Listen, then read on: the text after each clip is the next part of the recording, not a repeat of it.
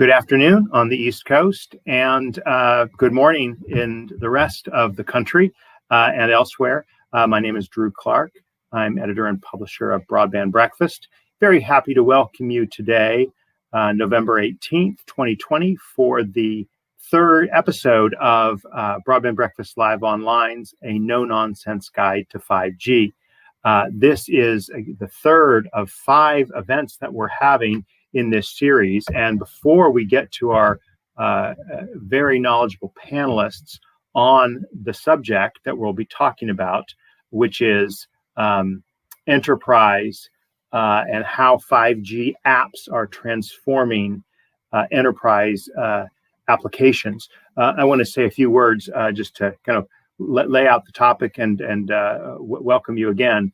First of all, if you're watching on one of our channels on YouTube or Facebook or Twitter, please do like and share and subscribe to our email alert and to our YouTube channel so that you can get updates for our latest events. This Broadband Breakfast Live Online has been we've been doing it for 8 months now since the pandemic as a way to connect people in the midst of disconnection. And it's been an experiment, right? We learn as we go. We're trying new things.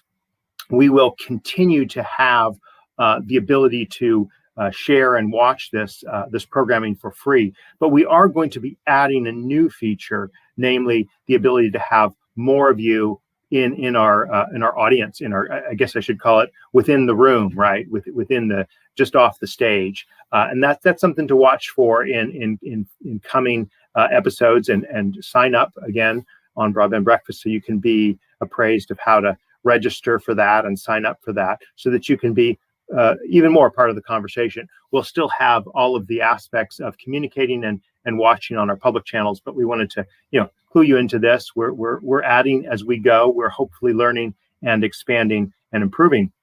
I want to also thank our sponsor for this series, Samsung Electronics America. We're very grateful for their support. As I stated, this is the third of 5 in a series.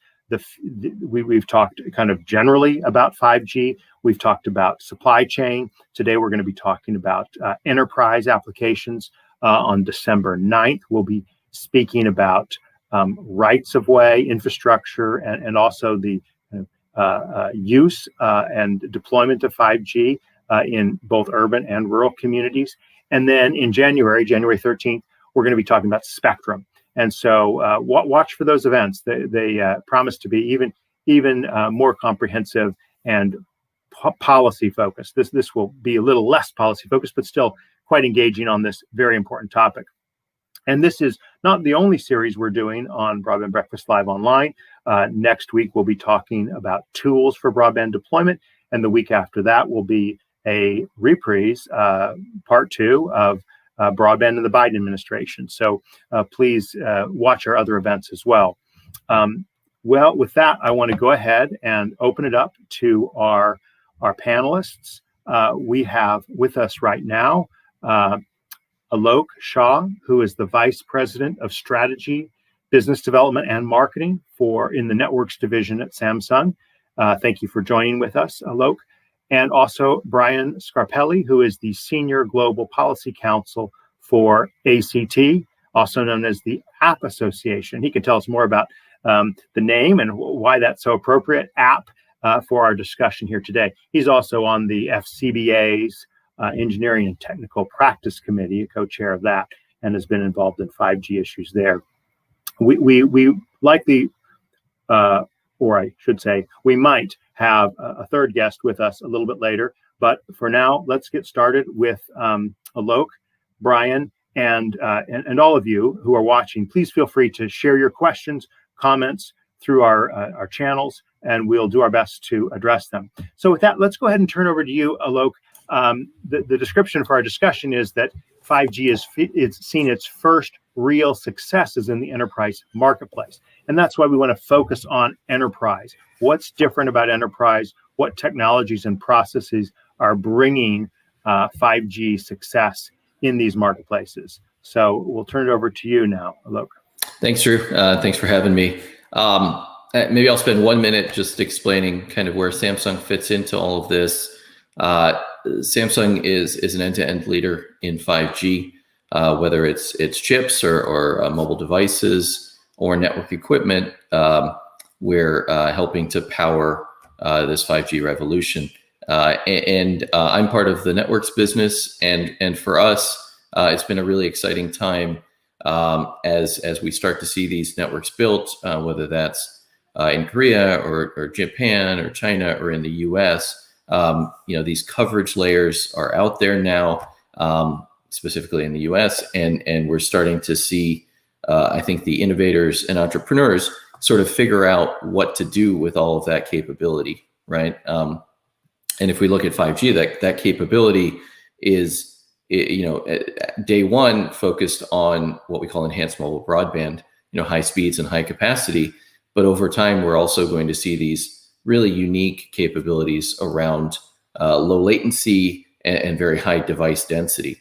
And what's always the case at this stage of these new generations of mobile technology is we have a sense of what people are going to do with them, how they'll transform people's lives, but we're still learning it, and we'll find, in all likelihood, that a few years from now, what we thought was going to be the killer app turns out to be something totally different.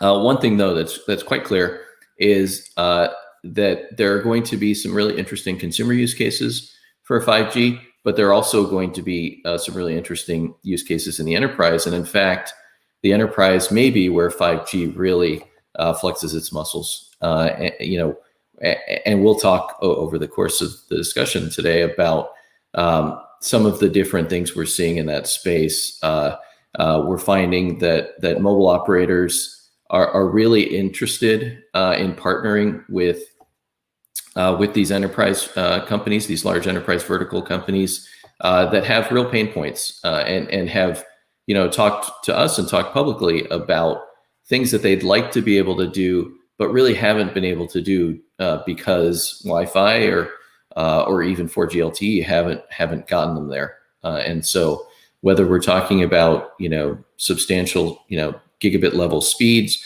or we're talking about millisecond level latencies, there are things that previous generations of technologies just haven't been able to enable. And so real opportunity for the ecosystem to come together, suppliers like Samsung, the operators, and then these enterprise IT groups that are looking to solve real problems. And so it's an exciting time. We're seeing opportunities in areas like manufacturing, in areas like oil and gas, in logistics, warehousing, transport hubs, just a whole range of different opportunities. And one of the also interesting things about 5G is that it's not one thing to everybody, right? There are different spectrum bands in play here. There's this opportunity in CBRS with shared spectrum.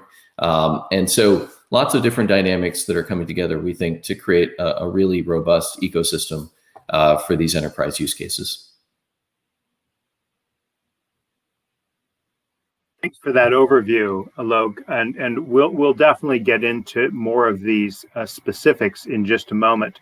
And I appreciate you also raising the question of shared spectrum and CBRS and other citizens broadband radio service. We like to avoid acronyms, or at least explain them before we go back into acronym soup.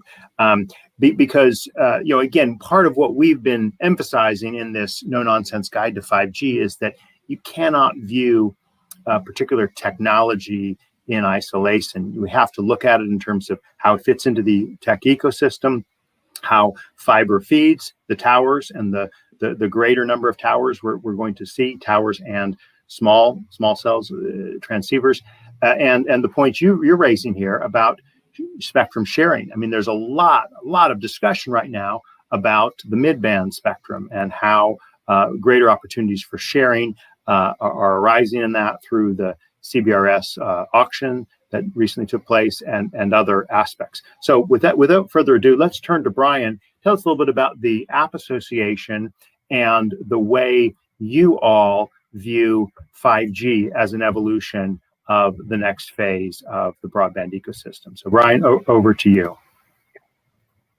Great. Can you hear me okay? Yes. I hope so. We can hear you. Hi, everyone. We can hear you. Good. Great. Excellent. I hope I'm not choppy or something. No, it's great to be here. Thanks, Drew. Love the series and longtime listener. So it's really excellent to be able to participate, share some views on this really interesting and timely topic. Just a little bit about my own organization that might help a little bit explain why I'm here and why I care. I work for a not-for-profit trade association called ACT, the App Association, and that is a the App Association. The App Association is a little bit of branding, admittedly. The association kind of goes back and was founded for the small business community that's engaged in the software development or mobile app development business. As well as in new IoT connected device manufacturing and distribution, but originally founded really around the app stores that exist and have existed for some time, and so the membership of our association, very quickly, super broad. Sector agnostic, consumer, enterprise, geographically agnostic, in every demographic way you can think of, very diverse, thousands of members. We have some interesting economic reports, I think, that talk about what we call the app ecosystem, the app economy, which is really the ecosystem, the part of the technology industry that our members represent and are responsible for. We currently estimate the value of that app economy to be $1.7 trillion US annual, and to be responsible for 5.9 million American jobs as of a year ago. So I think it's probably gone up. But is that I kind of went on a bit of a tangent there about the App Association and why does that matter here to us? Well, obviously these the mobile apps, not even just for smartphones, but for other devices across consumer and enterprise use cases, are the touch point to the Internet of Things. To me, and I mean that in the broadest sense. I know IoT can be something of a marketing term. It means different things to different people, but the idea that where a robust wireless connectivity that enables data exchange and real-time analytics and more informed decisions and efficiencies was not being leveraged before, it now is. That's really what the IoT means to me. And new, obviously, robust connectivity, wireless connectivity, is going to be a foundation to unlocking the potential of those enhanced touch points to the IoT. I think that's where our members come in, is in one sense. And if you want to call it traditional ACT member, is developing those software applications that provide that touch point. Increasingly, though, I should mention, and is more relevant even so, to our discussion today, is when I look at our always evolving demographics, and I mean that in a super broad sense, business model, everything, of new app association members, new startups and small businesses getting into the space.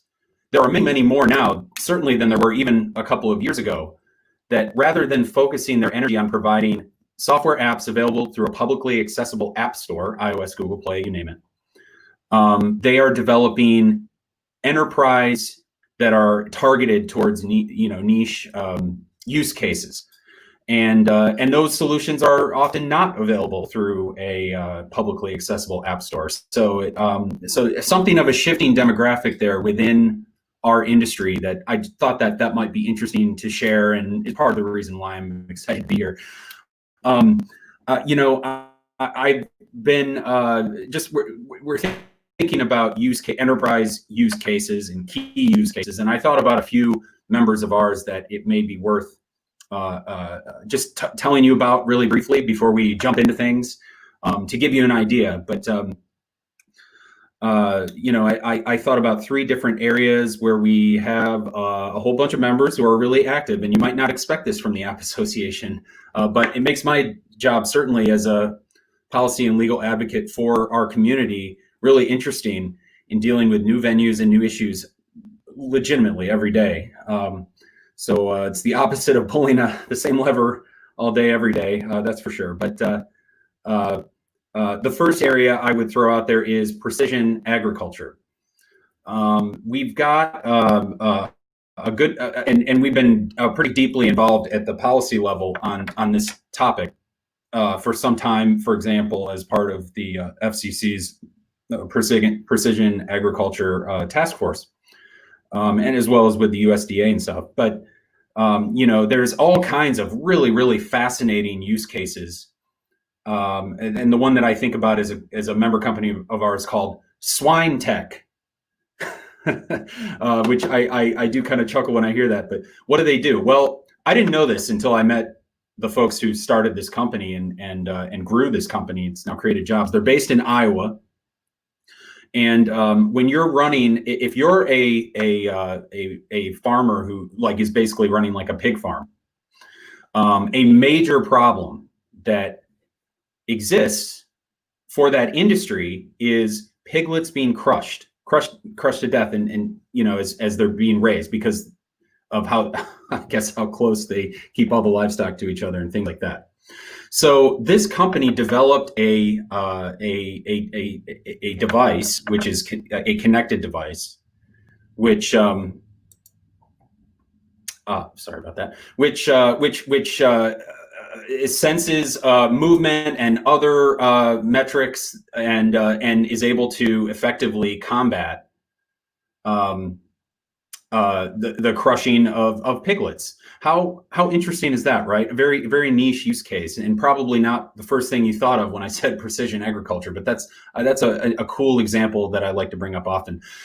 Another area for the small business community, absolutely, that's relevant. It'd be a huge omission if I didn't bring this area up, I think, is the healthcare sector. And my humble opinion is that if you look at all the different sectors out there, probably if it's not in last place, it's probably kind of close. The healthcare sector is probably one of the sectors that has least utilized the power of new wireless connectivity capabilities that 5G provides, and also putting digitally enhanced or digital technologies into the hand of both caregivers and patients. And there's legit reasons for that. I don't mean to say that it's easy at all. Most of that, I think, not to go on a tangent, comes down to the fact that many of the approvals and allowances and payments from the Medicare system, et cetera, that they're considering that safety of life is a factor. And it's a little bit different than just shifting an income, for example, from a taxi driver with a medallion to an Uber driver or something like that. So there's legitimate reasons for that, but there's immense opportunity in that sector. We have an example of a member of ours is named Remedy. It's like the word remedy, but every vowel's an I. Remedy. They have developed a software platform that connects to that has an interoperable way of connecting to all different kinds of devices for patients out there, outside of the hospital, outside of the doctor's office, to at some interval collect biometric data. And they originally focused on diabetes, so you're thinking like a connected glucometer. So your device is collecting that information through connections that are available in the home, periodically uploading them to the caregivers to monitor, watch for trends, intervene early should they see a spike in a blood glucose in a glucose level, and ideally avoid that $40,000 one-way ambulance ride, and something even worse that would, money aside, a death potentially of the patient. So it's that's just one use case. There's a whole bunch of them that are really great. The last one I mentioned real quick, Drew, I'm sorry, is public safety. I consider this to really be an enterprise, a kind of a key one. But we have some members, for example, a member company of ours based in Texas called DroneSense, which has developed both a software platform and a specialized drone. And the platform is used to fly the drone and manage all the data it's collecting, including the video and other things. And it's targeted only for firefighting agencies managing a wildfire. Again, very niche use case, very interesting. Yeah, but very, very important, particularly in this time of lots of wildfires with a lot of damage. Let's continue this conversation, but open it up a little bit here. And in particular, I know that Alok, you have a slide here that I'm going to go ahead and share on the screen that we can include in our discussion here about some of the particular use cases for 5G, and you see them on the board here. This is also on the page that this page is being streamed from. Alok, tell us a little bit about the innovation zone that Samsung has been operating. I take it together with other carriers or with carriers. Could you speak a little bit about what it is? What is the 5G innovation zone, and what have you learned from it with specific reference to these use cases on the board? Sorry, I'll unmute you here, Alok. Sorry, there you go. There we go. Can you hear me now? Yeah. Okay. Happy to talk about the innovation zone. So Samsung, like I said, has been working with companies in a number of different verticals about how to leverage 5G to their benefit. One interesting case that started really in late 2018, actually, was Samsung happens to be one of the largest manufacturers in the world, right? We build hundreds of millions of things every year. Manufacturers, right? period, full stop. Not just manufacturers of 5G equipment, manufacturers of things, right? That's what you're getting at. We make a lot of things. Yeah, we make a lot of things. I think the number is we make about 500 million connected things a year, and that it's even bigger than that overall probably.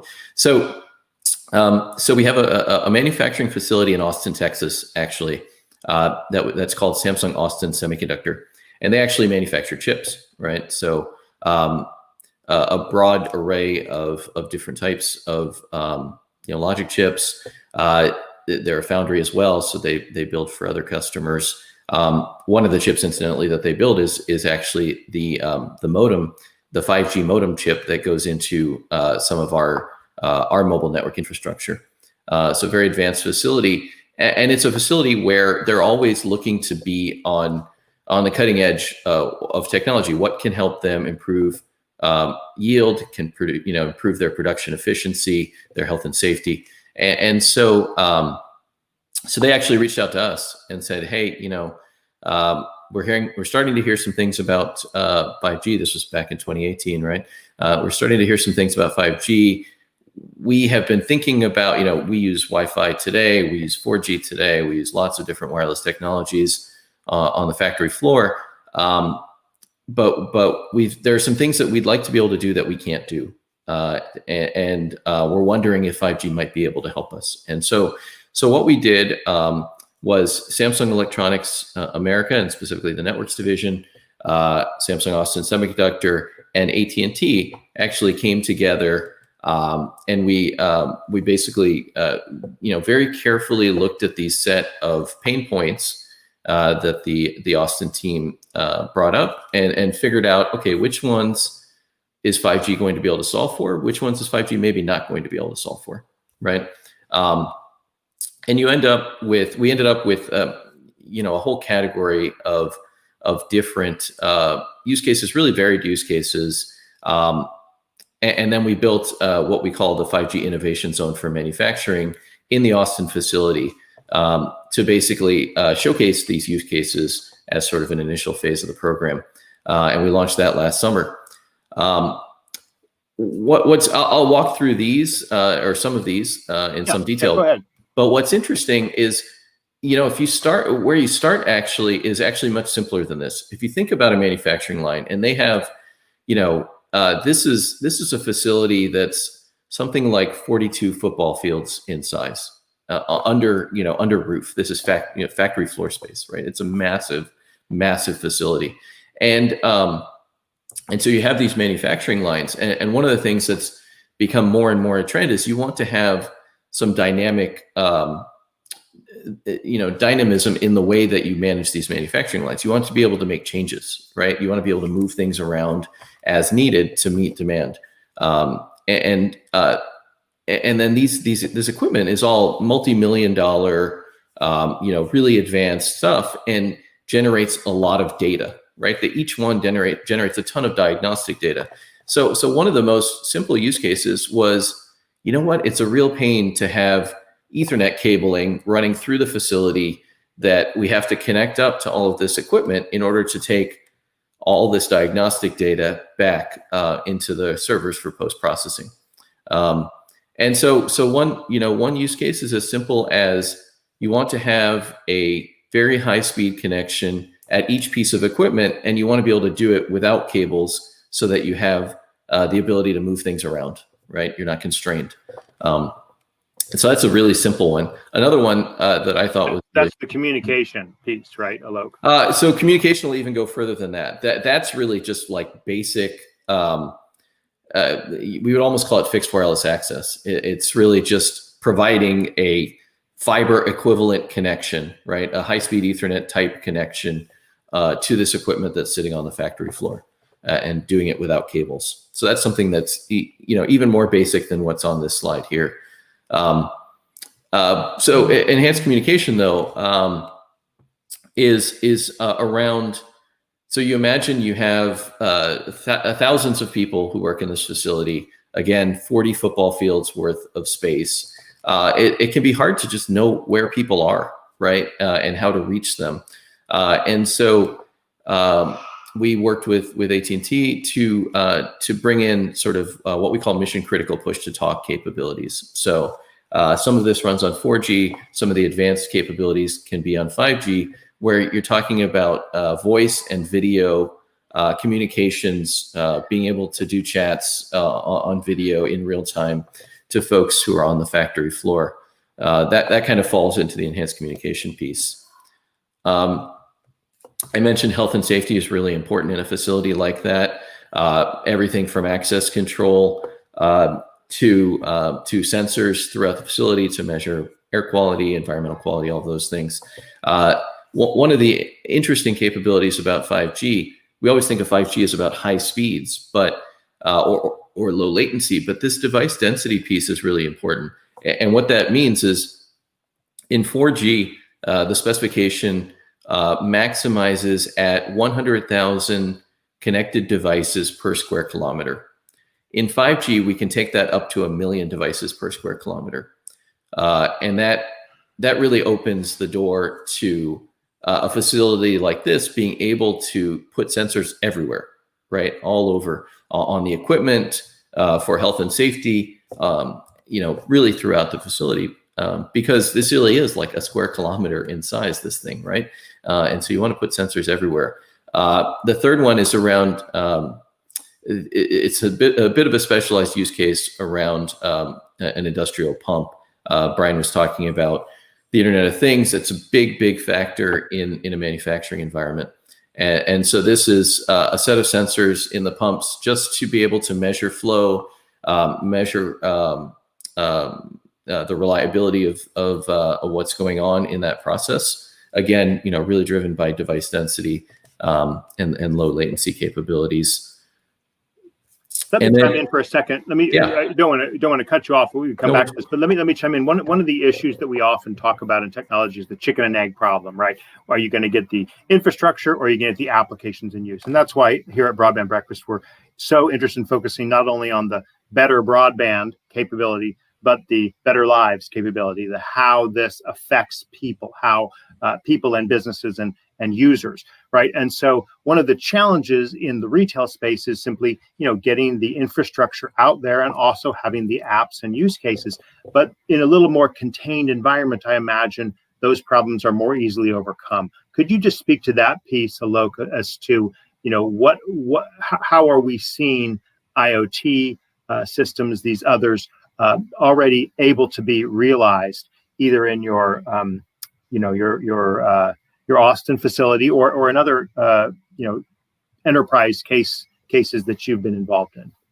Absolutely, and it is always a challenge, right? To figure out how to make the business case work in a setting in order to ensure that you have all of the right end-to-end devices in place, and it's an ongoing process. What we found in a lot of these enterprise settings, manufacturing in particular, is that the business case is relatively straightforward because you're talking about anything that you can do to improve the efficiency of the production line and to reduce maintenance challenges that would perhaps take the production line offline.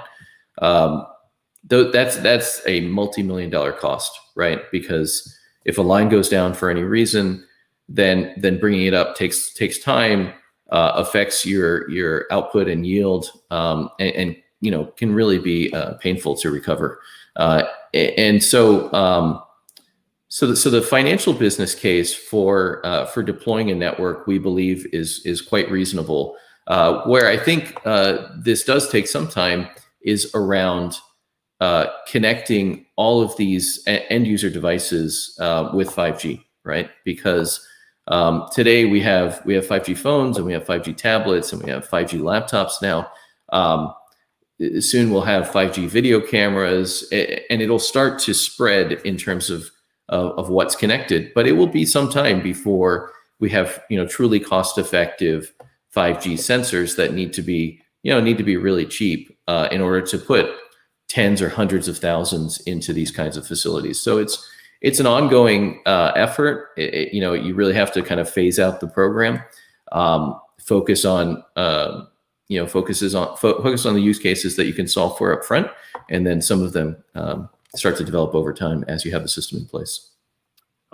Okay. Well, without necessarily completely leaving this apart, let's go back to our view of the panelists. And I want to turn to Brian for a moment, and let's actually focus in on the public safety piece, which obviously is so crucial, right? And that is an easy to understand application, right? But could you speak a little bit more about that and other examples of use cases in the public safety space that you've been involved with, or that App Association's been involved in, Brian? Yeah, sure. So I should, it occurs to me that I probably should throw out there that I do think we're starting to live in the public safety context, we're starting to realize some of that future now. That said, through the First Responder Network Authority, right? Through FirstNet.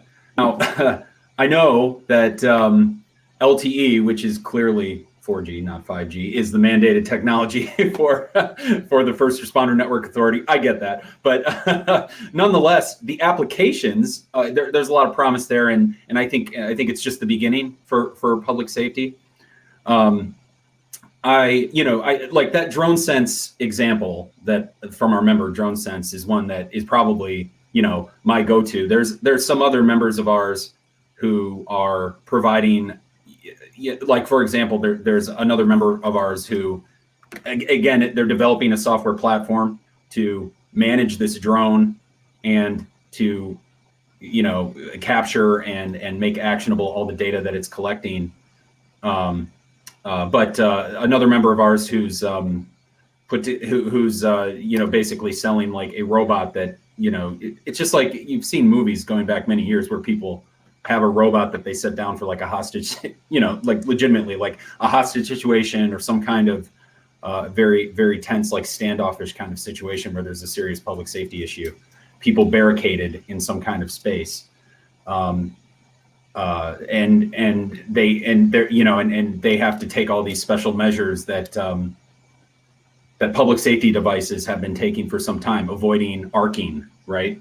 Between avoiding parking, did you say? Arcing, ACR, ARCING, like an electricity arc. that would ignite if a room's filled with gas, for example, right? Could ignite the room. So when you look at like FirstNet, devices and even public safety communications devices that like firefighting agencies use, you wonder why the heck do they pay so much more for one radio, compared to a regular a radio or something like that? It's because they have all these safety features built in to mitigate risks like that are very unique. Anyway, I raised that just kind of to say, like, this robot that our members building and rolling out and putting out right now is building in those same kind of features. Right. But I do think back to FirstNet really quickly, though, I should mention, Drew, is a part that I don't, for people who probably follow it, this is like old news, what I'll say, but for folks who are not always, deep, like have long been following the saga of the creation of the First Responder Network Authority and the state of the build outs and all the state plans and things like that. There's a commitment in the bid that was accepted, AT&T's bid to administer FirstNet. There's a commitment in there, not only to provide that coverage, but also to provide a competitive and robust app ecosystem that's going to provide that touch point to all these new IoT-like features for first responders, whether they're not just firefighter or police, but also like hazmat and things like that. And there's a really interesting app store that they have that anyone can go and check out and see. It's very, very, very cool. But that's maybe if I were to point someone anywhere, I'd say take a look at the FirstNet App Store. There's stuff that you would never really think of that you'll find in there, which is, I think, a really good indicator of where let's get the link and put that on the site here, on the page here. But let me just, one more question to drill in, and then I want to go back to a broader question, which is that what are some of the developers of applications thinking about or wanting or lacking in order to greater take advantage of 5G? Is it the greater widespread deployment of the networks? Is it equipment? What would you say are the issues that the people that are developing these and hope to take advantage of 5G are facing right now? Yeah, okay, sure. Generally for 5G, what kind of challenges do our members see? Well, I think that, that coverage, expanded 5G coverage is a huge priority. That's a challenge, also an opportunity at the same time. And since I'm an optimist, I'll call it more of an opportunity because, you see the build outs now that are expanding. But, they're increasingly, especially relevant to our conversation here for the enterprise-minded members of ours, they're looking at niche, very specific use cases, working with potential partners to build like a customized solution. And they need some kind of certainty about the, connection characteristics and speed and latency and other things like that. And they build to that and around that if they need to. And so, that's it. It's something that I think is the buzz phrase is X by design, but this is something I think that is increasingly factoring in at very early design phases for small business developers who are in that kind of situation. They're dealing with like an enterprise customer or two for a very specific targeted deployment. I think that's a good example of where network slicing will actually add a lot of value in 5G, right? The idea of network slicing is for the operator or the operator of the network to be able to create these end-to-end slices that will specify a given SLA, let's say a service level agreement on performance characteristics of the network. So whether we're talking about speed requirements or latency requirements or various other things, you could have a public safety slice, for example, that will ensure that community of users gets a certain level of performance. Because the thing about 5G is that you can have high speed, you can have low latency, you can have high reliability. There are all of these different knobs, and you can't get all of them, of course, at once. So as a user, it's important to know and to be able to specify to your operator which ones matter, right? And so I think we'll see some really interesting APIs with the new 5G core networks that are coming. that enable providers to gain these slices to meet their specific needs, and then that plays into what the app developers need, right? Mm-hmm. Well, let me bring in another element to this discussion here.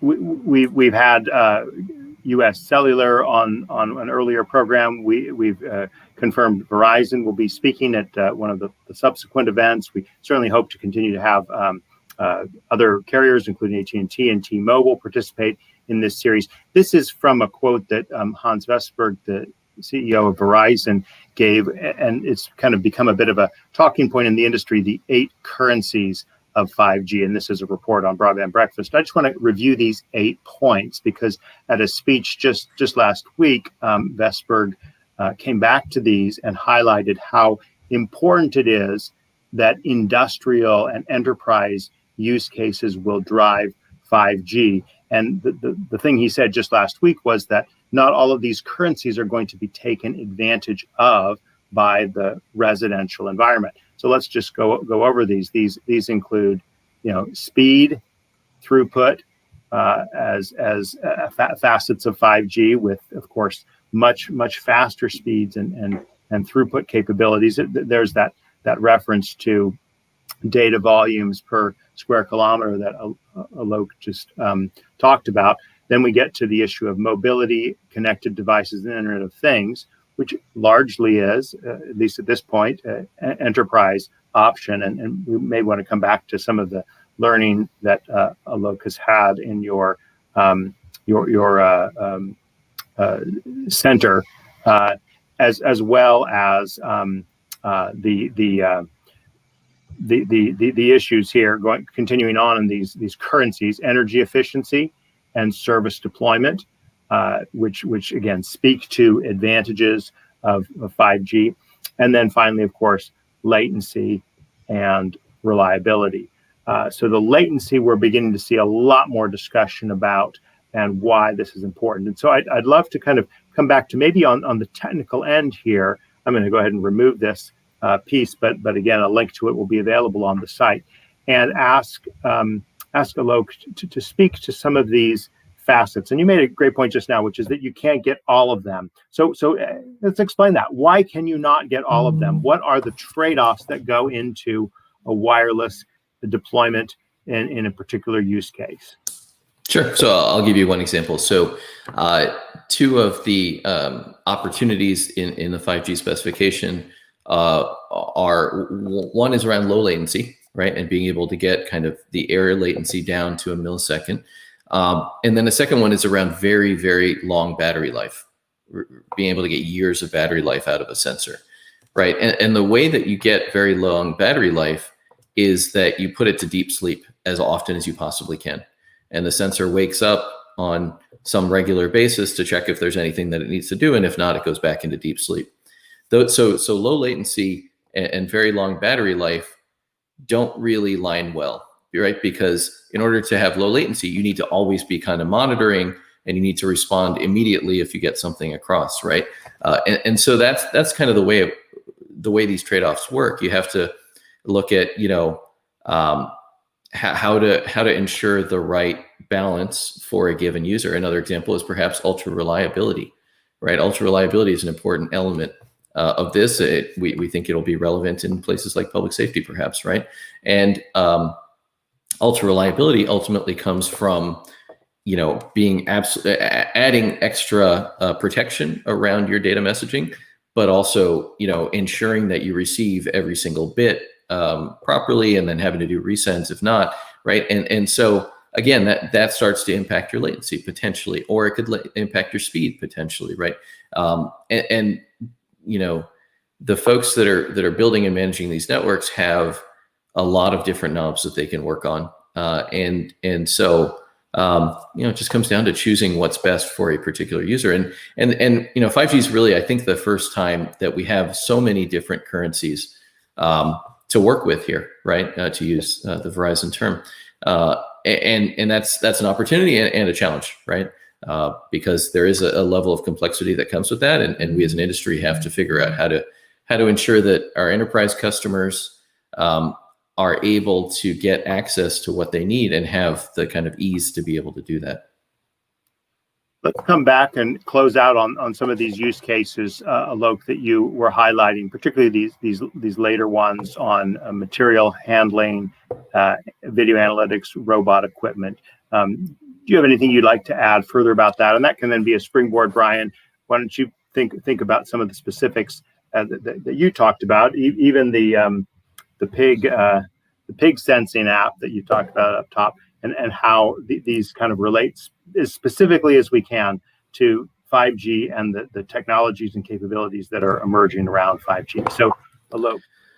Yeah, I don't want to spend too much time. I'll just talk a little bit about video analytics and augmented reality, because we think that's a tremendous opportunity in manufacturing, but really in a lot of these enterprises. And so video analytics, I'll give you the simplest example that I've heard, which is at this facility and in a lot of large manufacturing facilities, there's a lot of open land around them, right? Well, maybe it's for future expansion, maybe it's for other reasons. But so the Austin facility has acres around it of forest land, basically. And so they have a challenge where every once in a while, the security on their perimeter, there's an alarm that goes off because the security is breached around their perimeter. And they find out pretty much every single time that it's a deer, right? Or something like that, right? It's an animal that wanders onto a little too close to the building and triggers something, right? So one of the things they'd love to be able to do is just have more video in the facility, more video around the facility, so that video can get analyzed in real time by a cloud processing engine that basically says, okay, that's not a human. We don't need to worry about that, right? That's not going to go steal our information technology secrets. And so that's just a really simple one around video analytics, but you can imagine that throughout a facility, right? If you're doing, if you have secure portions of the facility and want to ensure safety there, lots of different things. AR, we think is going to be a really important one, but really for consumers and for enterprise. But an example here, the equipment on a manufacturing line is very, very, very, very expensive, right? And really specialized. There aren't that many people that know how to maintain this equipment, that know how to diagnose an issue if something goes wrong. And so if something does go wrong, you may have to have somebody get on a plane from the manufacturer and come out there and figure out what's happening. That's expensive because that means that the equipment's down for a certain amount of time or operating not at full functionality or whatever the case may be. With augmented reality, there's a use case where someone who's an employee at the facility can basically get real-time instruction, right, on how to diagnose what may be going on, right? And you can see that, you can imagine that in the training sense, right, at the very beginning before anything's even gone wrong. But then also over time, and when you're doing maintenance, when you're trying to diagnose an issue, we think AR is going to be really, really helpful. Well, that's a great segue into Brian and some additional thoughts you have on these particular use cases that you led off our discussion with. Sure. It's actually, I kind of am kicking myself because another use case that comes into my mind that I didn't bring up earlier that does build on what Alok was just talking about augmented reality and VR is another one I can raise. We have this, it's their company name, I believe is ironic, but the company is called Bad VR. One word, is a member company of ours. And you've got some great names here, Brian. Built, I mean, from Piglet Tracker to Swine Tech is probably my favorite. I don't know why, but but Bad VR is interesting because they originally worked with some wireless carriers to come up with a software tool that included like a VR component to depict wireless coverage in metropolitan areas. and then they ended up taking that IP that they had, the technology they had developed and the IP, and later developing kind of a similar product that they're using for real estate now. So, and those, the kind of data flows and exchange we're talking about for products like that, I think 5G is a necessity. So maybe that's just kind of validating what Alok was describing there is really interesting. So what is it though? Again, let's put on the skeptic's hat. Why can these not be accomplished with other technologies, right? What is it about the 5G specifications that we have? What is it about the array of capabilities that we've reviewed that enables these kinds of applications to come forth in a 5G ecosystem that weren't possible beforehand? I think that's a really, really good point. And we always are thinking about why do you need 5G to do this? Because a lot of these facilities already have Wi-Fi, and they could upgrade to the next generation of Wi-Fi. They have they have Bluetooth and Zigbee and all of these other technologies, and so it is something that needs to bubble up to be. We just can't do it with today's technologies, right? And I think that's where AR and VR is a very good one. You can have an AR or VR experience today, right? So some of our kids play Pokemon Go, but you can almost imagine it as a good, better approach, right? Where there are things you can do on 4G networks or on Wi-Fi networks with some of these use cases, but there's another level that you can go to when you've got 5G. A simple consumer example, perhaps, is Google Duo. So Samsung has a relationship with Google around the Duo video chat application, where if you're on a Samsung 5G device and on a 5G network, your Duo connection is automatically upgraded to full HD. Right? Because sure, you can have a perfectly fine video chat at an SD or sub HD level, but if the network will allow it and the device is set up to support it, you can get that kind of good, better relationship there. So in the enterprise, same thing, right? There are things that they can do today, but they'd like to be able to do a little more. They have some video in a facility today, but they'd like to have 10x more video cameras, right? That's kind of the way we think about it. I couldn't agree more. That's really well put. What about the spectrum capabilities? I mean, again, you referenced network slicing earlier on, Luke, and obviously the 5G discussion. We'll get into this in our discussion on January 13th about spectrum. Clearly involves multiple bandwidths, multiple areas on the spectrum scale. How does that, from an engineering perspective, how does that impact kind of choices that one makes about use of spectrums in particular technologies? Yeah, absolutely. And every use case has to be looked at from the perspective of what does it need to be successful, right? So if you're looking at a use case that's around fleet tracking or something where you perhaps need nationwide coverage, you need availability everywhere, then that needs to be a use case where you can manage with low band spectrum, right? Because low band spectrum has the greatest reach. All three of the large U.S. operators at this point now have nationwide low band 5G in service. So that you have to kind of tune your use case to ensure that it meets that requirement. For something like a manufacturing facility where the use case is encapsulated within a building, albeit a large building, but one building, you can have some more flexibility where perhaps you can bring millimeter wave into it. Or if your use case is going to be really focused on dense metro, say it's a fixed wireless access type use case where folks aren't going to be moving, right?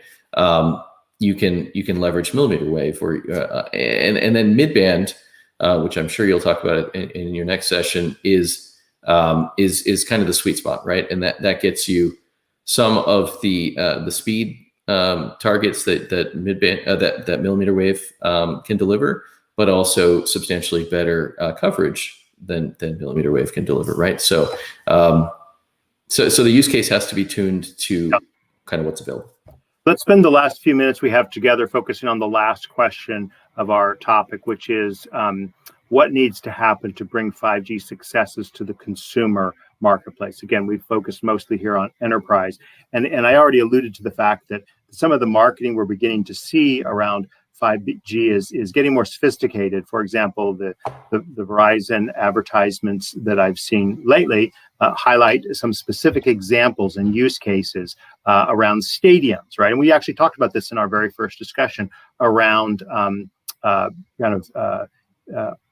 VR and gaming, around storytelling and journalism, around social networking, and around some trail and outdoor activities.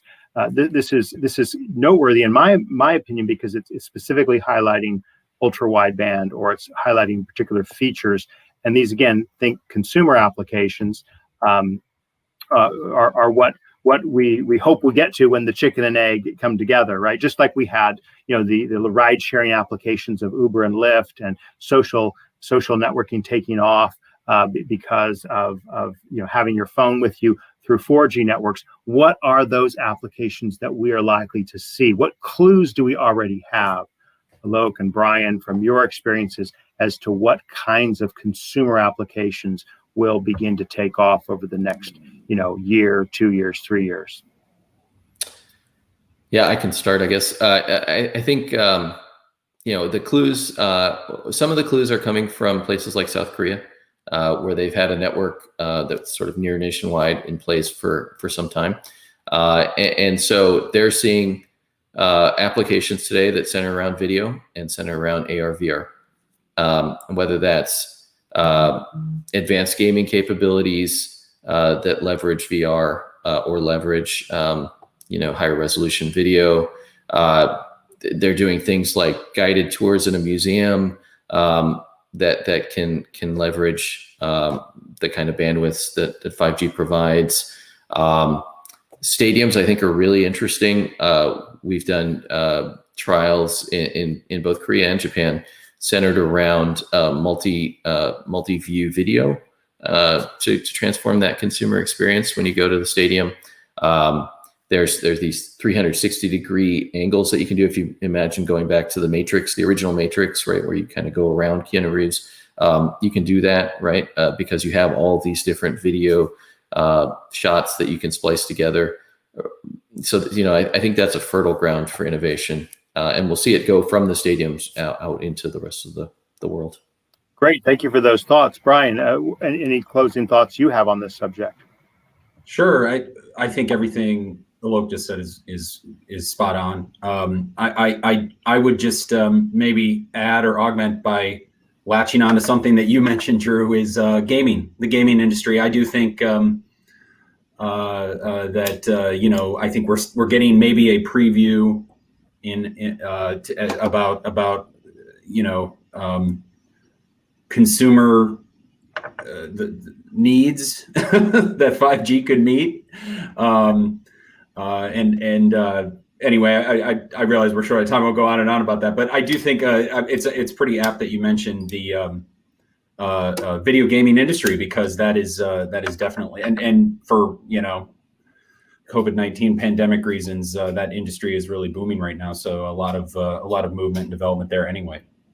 My own final thought on this particular point is a link that we put on the bottom here, which references an article by Doug Dawson in Pots and Pans blog, and it speaks about a test program in Sacramento that Verizon has been doing using 5G to provide instant feedback on traffic conditions to drivers, pedestrians, and bicycle riders. Yes, this is a first generation app of 5G, of the 5th generation, creating smarter self-driving vehicles while also benefiting pedestrians and saving lives. So again, I think what we're beginning to see in our evolution of discussion of 5G is more refined arguments, more refined marketing efforts. I think, again, what we've discussed today, and very much appreciate both Alok and Brian being with us to talk about enterprise use cases. And please give a virtual handshake to and clap to our panelists. I just want to say quickly before we go, next week we will be back to our Broadband Breakfast Live Online tools for broadband. And the week following, we will be doing the second installation of broadband in the Biden administration.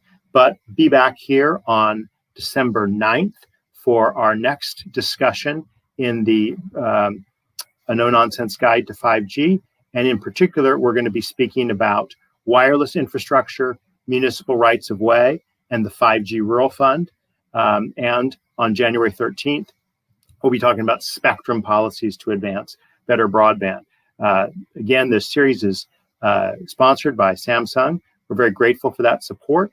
I'm Drew Clark with broadbandbreakfast.com, and I hope you'll be with us again next Wednesday at 12 noon Eastern Time. Take care and have a great day.